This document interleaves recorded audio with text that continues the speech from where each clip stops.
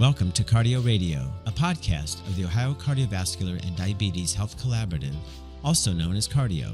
This is Dr. Michael Constant from the Case Western Reserve University School of Medicine, and I serve as the principal investigator for Cardio, a statewide network of Ohio's 7 medical schools. Cardio is funded by the Ohio Department of Medicaid and shares best practices to improve cardiovascular health, diabetes outcomes, and to eliminate health disparities in Ohio's Medicaid population. The opinions and recommendations in this podcast are those of the presenters and not those of Cardio and its sponsors, and are not intended to be a substitute for medical advice. I hope you enjoy today's podcast. Hello, I am Dr. Susan Davis, Associate Professor of Family and Community Medicine at the University of Cincinnati College of Medicine. I am a family physician and geriatrician and interim podcast lead for Cardio's Team Best Practices. In this podcast, we will discuss outreach as a part of population health management. With me today is Dr. Shari Bolen. Dr. Bolen is a professor of medicine at Case Western Reserve University School of Medicine, a general internist, and co-principal investigator of Cardio. Dr. Bolen directs the Population Health and Equity Research Institute at the Metro Health System and has successfully led regional and statewide efforts to improve hypertension and glycemic control in primary care clinics serving diverse populations. Thank you for being here, Dr. Bolen. Thanks for having me. Dr. Bolen, to start with, what do you mean when you talk about health outreach in the context of cardiovascular health and disease? Well, thanks for asking me that question, because outreach can be defined in different ways by different people. And in this context, I'm talking about how outreach is when we do something health related to a patient when they are not at the clinic. So an example of this might include providing vaccinations in a community setting, or calling a patient to work with them on a health issue, such as blood pressure control or smoking cessation. And in contrast, sometimes you'll hear the word inreach, and that's used when we do something while a patient is being seen at the clinic to improve care. For instance, having a standard process to ensure we ask all patients if they smoke or use tobacco, and then offer smoking cessation medications and support to people who use tobacco products. So how do you think health systems do focused outreach on specific groups? When do they incorporate this into care for patients? Yeah, I'll talk about 2 different populations or groups that I think it's important to mention. The first is that most outreach efforts by the health system or clinic are focused on areas where there are care gaps. For instance, they might focus on outreach based on a particular condition. This could include outreach to all patients whose last blood pressure was high, but who have no upcoming appointment, to re-engage them in care. The second piece I'd like to mention is something that we encourage health systems to do, and that's really looking at their outcomes by race, ethnicity, or by socioeconomic status to conduct tailored outreach to specific groups as part of a larger approach to eliminate disparities in a particular condition. How does outreach fit into cardiovascular quality improvement efforts you have worked on in the past and currently? Outreach is typically part of a bundle of activities that we do to improve a particular outcome. So for instance, in a hypertension best practice bundle that's been used successfully in improving blood pressure control across diverse populations within the last decade, we've seen a bundled approach where there's several key elements. One is accurate blood pressure measurement. The second is monthly follow-up and staff-led visits until the blood pressure is controlled. The third is a treatment algorithm that prioritizes once daily low-cost medications. And the third is outreach, which is part of that bundle to re-engage patients in care. And that bundled approach has really been shown to improve blood pressure control in our region across diverse health systems. And in our region in particular, with about 120,000 people, we improved blood pressure control from 60% of patients under good blood pressure control to around 75% of patients under good blood pressure control using that bundle.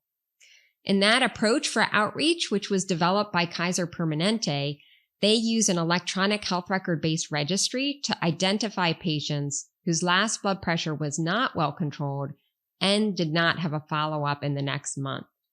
And then they reached out to contact those patients and bring them back into care to better treat their high blood pressure. Interesting. That seems to be focused on people with elevated blood pressure and the diagnosis of hypertension. But what about outreach for other people with cardiovascular risk factors, such as people who use tobacco or who have diabetes? Yeah, this kind of outreach approach has been shown to be successful in other cardiovascular conditions. So, for instance, this was mirrored in diabetes as well. We did this as part of a similar statewide bundle, except instead of blood pressure control, we were focused on blood sugar control and really looking at some of those same key elements, having a treatment algorithm, making sure we had monthly follow-up until the blood sugar was controlled, and then outreach as part of those efforts. And those studies have also shown benefits to improvement in blood sugar control using that same bundle. Other studies in our region and nationally have shown benefits to care coordination outreach for people with diabetes when that outreach is done from the health system or clinic. And then if you think about other conditions for individuals that use tobacco, outreach can check on tobacco use status, assess their interest in cutting down or quitting. And for those who are interested in quitting or reducing tobacco use, one could then offer a referral to assistance like the Ohio Quit Line or other smoking cessation resources. And that outreach work can then be documented in the electronic health record. So when there is a follow-up in-person visit, the clinician can follow up on progress towards the tobacco cessation goal. So, Dr. Bolen, as you know, I'm a primary care provider in Ohio, and I see Ohio Medicaid patients. Can you share some best practices on how to reach out to my patients who have cardiovascular risk factors that have been shown to be effective in your experience? Yeah, thanks for asking that question. Outreach can be done via different modalities. So it can be done via phone call, texting, MyChart messaging, or mailing a postcard or letter. We really do need more comparative data to shed light on what works best for whom. But we do know that outreach is effective, with uptake ranging from 10 to 25% when using a standardized outreach process within safety net practices. And since you did mention what kinds of best practices or approaches we've seen, I do want to describe one successful approach that's been used across health systems, which includes a tiered approach where first health systems send messages via the patient portal for those patients who use it. They can then set up an automated process with a vendor for those not on a patient portal, so to text message patients. And if they don't have text capability, that could be automated phone message that goes as a voice message to their phone. If there's no phone number, a message could be sent by a mailed postcard. Mailing is generally more expensive than texting and automated calls, which is why most health systems will use the free patient portal, followed by texting and phone messages before moving to a mailed option. Although that will depend a bit on the vendor relationships for a particular system. Dr. Bolen, how would I create my own outreach message for my patients? What sort of things should an outreach message say? Yeah, typically an outreach message should have 3 elements. First, a sentence letting a patient know why you're reaching out. The second is a sentence about the importance of controlling a particular condition, such as controlling blood pressure or blood sugar. And third is a call to action.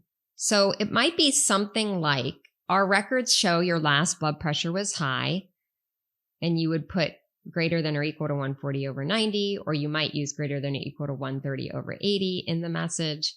And then the next sentence would be about that importance of controlling the particular condition. So here an example would be, as you may know, high blood pressure puts you at risk for heart attack, stroke, visual problems, and headaches. And then the last sentence would be that call to action.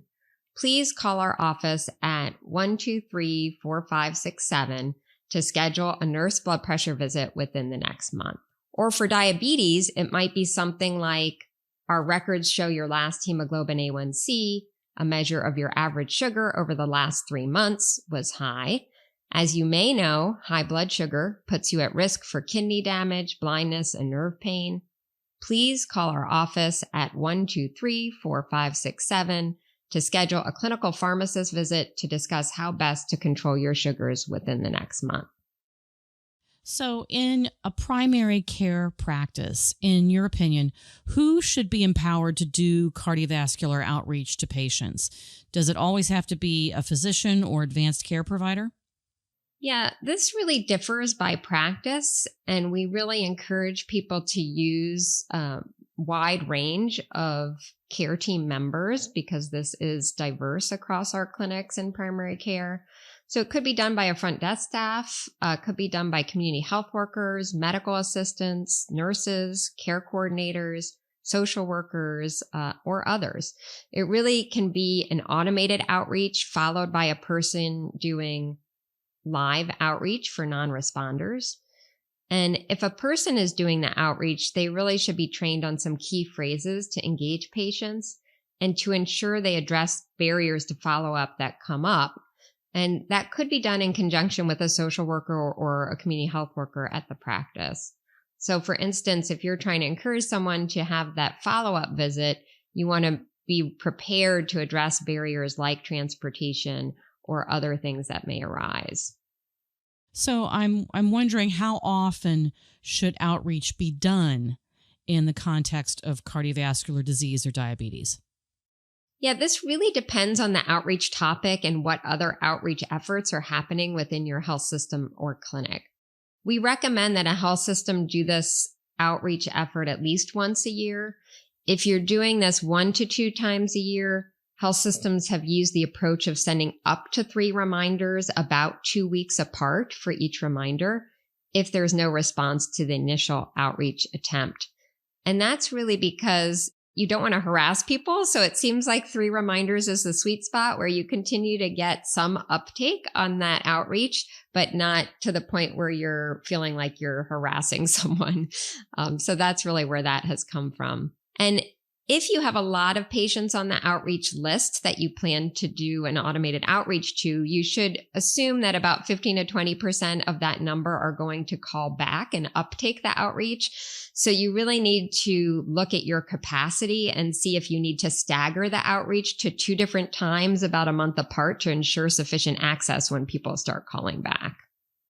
Dr. Bolen, the bottom line always seems to be about cost in dollar values.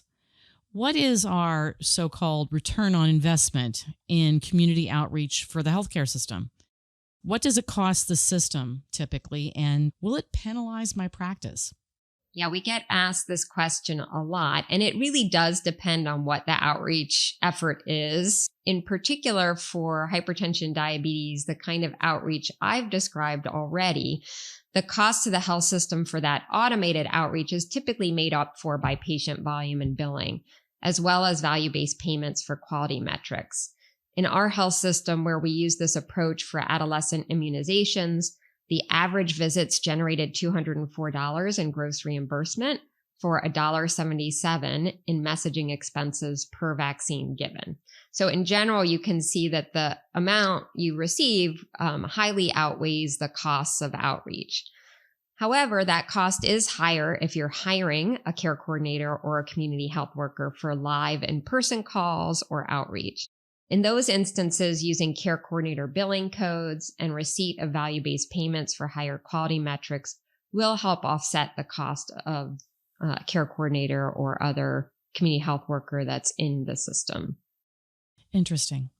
This information has been terrific, Dr. Bolen. What are some high-level takeaways you'd like our listeners to have? Well, I have 2 things to say related to outreach as takeaways. One is just to re-emphasize that outreach is one opportunity to engage patients in care until their condition is controlled. And the second is really the use of registries and automated outreach, followed by more time-intensive outreach for non-responders, is an efficient and effective approach to assisting patients with improving their cardiovascular health.